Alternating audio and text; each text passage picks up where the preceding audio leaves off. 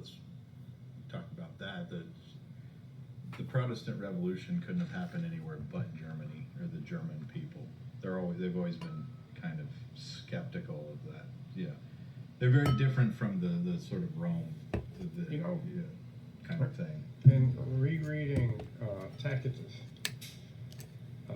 reading the Germans, not only did he state that all the Germans had red hair, which means that the Sarmatians, the Scythians, all these blonde people did mix a lot with the Germans, but they were cousins with them. He even gives you like a miscegenation zone where 5 German tribes are already interbreeding with the Massagetae and these different Scythian peoples. But he pointed out that the Germans in their sacred groves refused to raise an idol or an image because it would be there's no house built for the god, because that would suggest that a house could be that a god could be contained by a house, or could be represented by an image. And traditionally we're supposed to think that Christianity, the idea of not having images of God, comes directly through Judaism. No. But when it came out of Judaism and late Greek antiquity at the same time, because there was all Greek speakers, there were the Christians, they had images, and they were using images at the time, and the images were eventually limited in the Protestant Reformation in the German areas. Which is pre-Christian. There was no images. Well, have you ever read the Hilliand, which is the basically a missionary? This was the conversion of the Anglo-Saxons, of the Saxons in Saxony. So the Germans. This is when they were pagan, and to convert them to Christianity, to get them on board. These people were warrior type, obviously honor culture. Charlemagne killed 10,000 of their chiefs because they wouldn't convert. Do you know how they eventually converted them? No. This guy, probably one monk or a couple of monks were sent to missionary or whatever, and to get through to them, they rewrote the Gospels as Jesus as a warlord or as a warrior figure, and they integrated a lot of this sort of Germanic pagan like war culture and stuff into it. Like he is vanquishing and conquering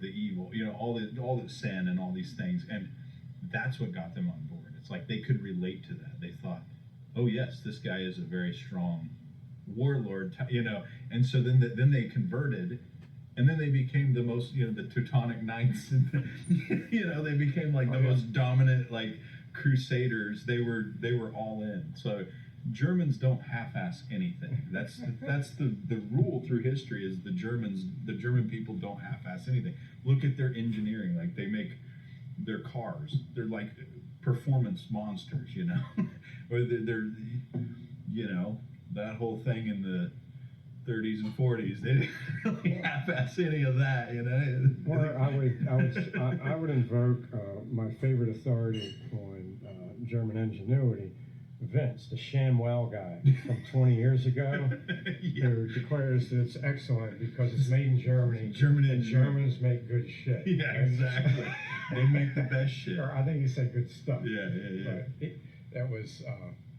I like the shit version better. They make good shit. That's true. In German engineering, they're autistic about that.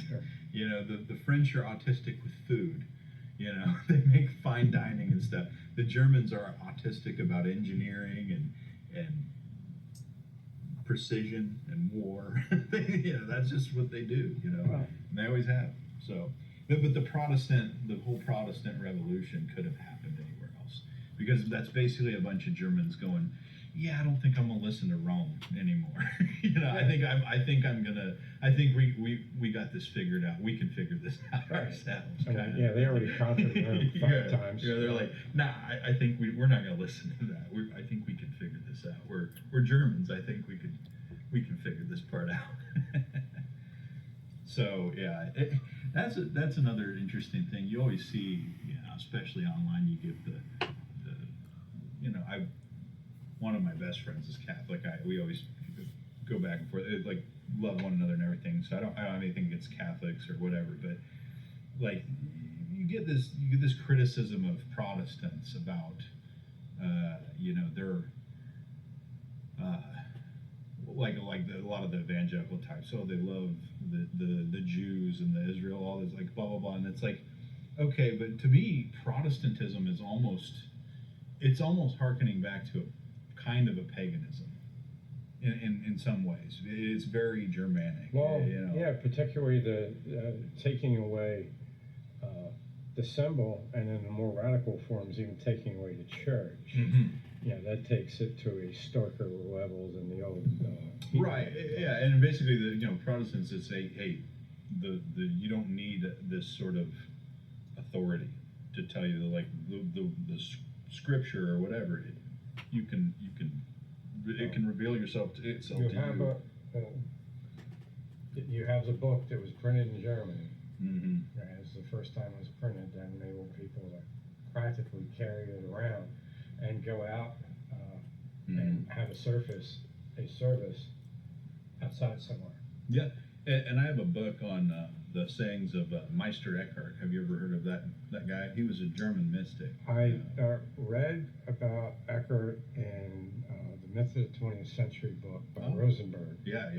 And he spends maybe 100 pages on that fellow. And there were other ones. Mm-hmm. He wasn't the only one. No, and he came very dangerously close to being. He almost got excommunicated. Yeah, exactly. And there was a guy after him that got whacked. Mm-hmm. More on the port, it was a contemporary of Martin Luther, and he called Martin Luther the wine sack of Mainz, because he was the political creature of the most powerful prince in Germany, the Prince of Mainz. Right. Okay, so there were many of these reformers, Protestants, from about 1200 on. Yeah, I mean, he's a proto-Protestant. Right. Essentially, what Meister Eckhart, he was still Catholic in the sense that that's all that existed in the Western Church at the time. Obviously, not talking about the Eastern Orthodox Church, but the Western Roman Church. He was still a part of that, but he came very dangerously close to getting excommunicated, probably killed, because of the way his ideas of God, and the idea that you can become one with, like this. It's almost not a, I don't want to say a Hindu view, but like a Vedic kind of idea of God is all there is, and then when you awaken yourself to it, you can become one with. Like it's very, very sort of transcendent idea that was very dangerously close, saying, well, you don't really need the church to do this. You don't need the power structure to figure this out. And Eckhart, when he was alive, and even during the reign of Martin Luther, the Livonian and Estonian crusades were still going on. Oh yeah. In fact, I don't even think the Prussian crusade was over when Eckhart was around, because I think that's in the 1200s. Yeah, I'd have to look. The Prussians, I think it was like early 1300s, like 1310, something like that. The Prussians finally get crushed, the heathen Prussians, because they had some counterattacks. And you're all the way up to the end of the 1400s when the heathen prince of Estonia or Lithuania marries Princess of Poland, so he can become the king of Poland and go wipe out the Teutonic Knights. Right. Yeah. So you've got the German people are, not even completely Christianized. No. You've already got Germans, going against a lot of the more material aspects of the church and the social structure of the organization. So that's pretty interesting to me. Well, and go back to how they were converted to begin with. You had to rewrite the gospel in a form that they could understand about, you know, Jesus as a warlord kind of thing. Like, and then like, and guess what? It's the Germanic people that really shaped like medieval Christianity, essentially from that point on. Like the whole idea of chivalry and all this other stuff. These come from Germanic peoples, whether it's the Anglo-Saxons or the Normans or any of those people. You know, it came from that kind of thing. So there's sort of an infusion of pagan worldview with the sort of, I guess I don't know what the word is. Is it the sort of conceptual horizon of Christianity? So the pagan worldview was expanded with that sort of conceptual horizon, and that's what we know as Christianity in the West anyway. It's not. It wasn't.